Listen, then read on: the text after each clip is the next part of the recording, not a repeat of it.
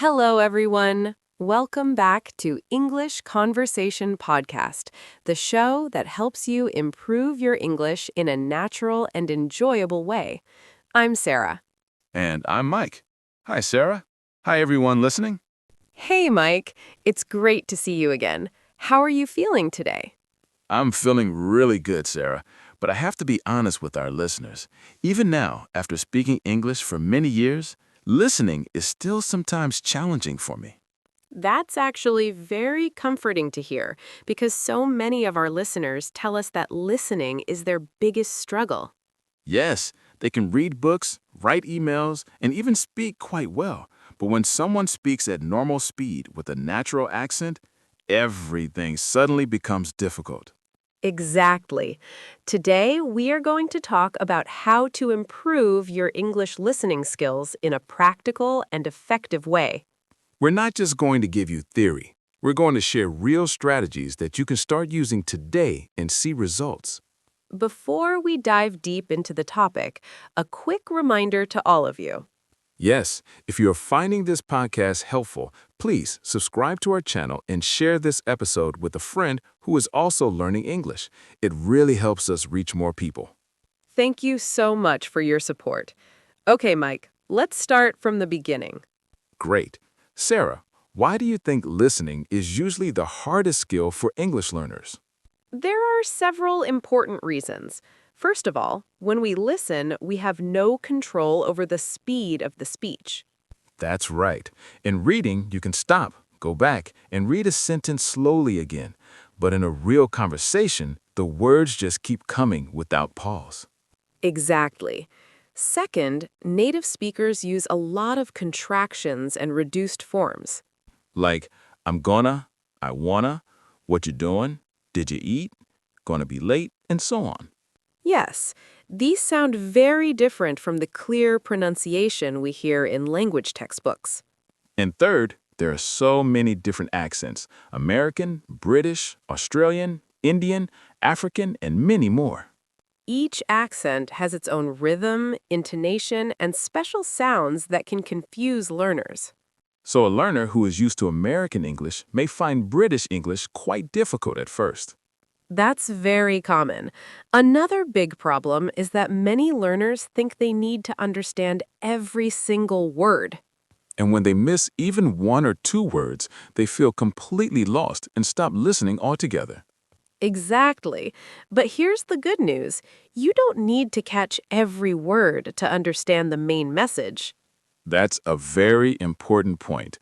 So what should listeners focus on instead of every single word? Focus on the main idea and key words. Your brain is actually very good at guessing the missing parts when you understand the general topic. So it's okay to miss some words. Yes, it's completely normal. Even native speakers miss words sometimes, especially in noisy places or on bad phone connections. That makes me feel much better. What's the first practical strategy we can give our listeners today? The first strategy is something called listening for gist. Listening for gist. Can you explain that, please, in more detail? Sure. Gist means the general idea or main message. When you listen, try to understand only the big picture first. For example, is the speaker happy, angry, giving advice, or telling a story? Exactly. Don't worry about details in the first listening. Just try to catch the overall meaning. That sounds much less stressful than trying to catch everything. It is. Once you understand the main idea, the second listening becomes much easier because your brain already has context. Context is like a map that helps you understand the smaller details later. Perfect way to say it. Now, let's move to the second strategy. I'm ready. What's next? The second strategy is shadowing. Shadowing. I've heard this word many times, but I'm not sure I understand it completely. Shadowing is when you listen to a short piece of audio and repeat exactly what the speaker says at the same time. At the same time, like speaking together with the recording? Yes, it's like being the speaker's shadow. You try to copy their pronunciation, rhythm, speed, and intonation perfectly. That must be quite difficult in the beginning. It is challenging at first, but it trains your ear and your mouth at the same time.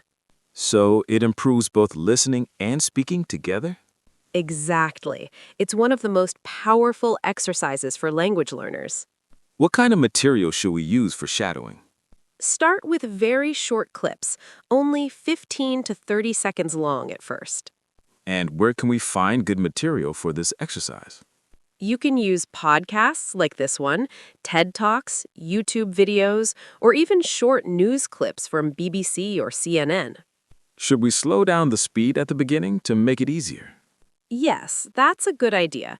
Start at 0.75x until you can shadow comfortably, then gradually increase to normal speed. Great advice. What's the third strategy? The third strategy is gradual speed training. Tell me more about that in detail. Many learners can understand slow and clear English, but they get lost when people speak at normal speed. Yes, that happens to me sometimes, even now. So, the idea is to train your ear step by step. Begin with slower speed, then move to normal speed, and later try slightly faster speed. Like going from 0.75x to 1x to 1.25x over time. Exactly. Your brain gets used to faster speech over time with consistent practice. How long does it usually take to see results with this method? If you practice every day, you can notice improvement in 2 to 3 weeks. That's encouraging. Now, many people say they understand when they watch videos with subtitles, but without subtitles, they struggle a lot. That's very common. So here's the fourth strategy, controlled subtitle training. How does that work step by step? First, watch a short video with English subtitles and try to understand everything. Then watch the same video without subtitles to test your ear. After that, watch it again with subtitles to check what you missed and learn from it. So you are training your ear while still having support when needed at the beginning. Yes, slowly reduce your dependence on subtitles over several days. That sounds like a smart way to improve without feeling overwhelmed. It really works well. Now, let's talk about something very practical for daily life. I'm listening carefully. The fifth strategy is learning common phrases and chunks instead of single words. Chunks. What do you mean by chunks exactly? Chunks are groups of words that native speakers often use together naturally. Can you give some more examples, please? Sure, phrases like, you know what I mean? It depends on the situation. That's a good point. I see what you're saying. To be honest with you, the thing is. When you recognize these chunks quickly, you don't need to process every individual word separately. Exactly. Your listening becomes faster and smoother because your brain processes the whole chunk at once. This is really helpful information for all our listeners. Another important tip is to make your listening active, not passive. What's the difference between active listening and passive listening again? Passive listening is when you play a podcast in the background while doing other things, like cooking or driving. And active listening means full focus. Yes, active listening means you sit down, focus only on the audio, and do something with it, like taking notes. For example, You can pause and summarize in your own words or answer questions about what you heard. that forces deeper processing and better memory. Exactly. Active listening is much more effective for real improvement. Let's give our listeners a simple daily listening routine they can follow every day. Great idea. Here's a practical 15 to 20-minute daily routine that works. First step in the routine? Choose one short audio or video between 2 to 4 minutes long on a topic you like. Second step? Listen once without pausing, just to get the main idea and gist. Third step? Listen again and try to write down 5 to 10 keywords or phrases you heard. Fourth step? Listen again and practice shadowing sentence by sentence out loud. And the final step? Record yourself summarizing what you understood in 30 to 60 seconds in your own words. Doing all these steps every day will definitely bring good results over time. Yes, and try to choose different topics and different accents each week to build variety. Variety is very important for long-term progress. Absolutely. Now, one more thing before we finish this section. What's that? Listen to English before sleep. Your brain processes it subconsciously. That's interesting. Does it really help? Many learners report better results with overnight exposure. Let's do a full, detailed recap of everything we covered today. Strategy 1. Listen for gist, the main idea first. Strategy 2. Practice shadowing with short audio clips every day. Strategy 3. Use gradual speed training from slow to normal to faster. Strategy 4. Do controlled subtitle training to reduce dependence. Strategy 5. Learn common phrases and language chunks for faster understanding. Strategy 6. Make your listening active by summarizing and taking notes. And always remember to expose yourself to different accents regularly. But wait, we have even more tips to share. Let's continue. Yes, the 7th strategy is to use dictation exercises. Dictation? How does that help listening? You listen to a sentence and write exactly what you hear. It forces you to notice every sound and word. That sounds intense, but useful. Start with slow, clear audio and build up. It improves your ear for details. Great addition. What's the 8th strategy? The 8th strategy is joining language exchange apps for live listening practice. Like Hello Talk or Tandem?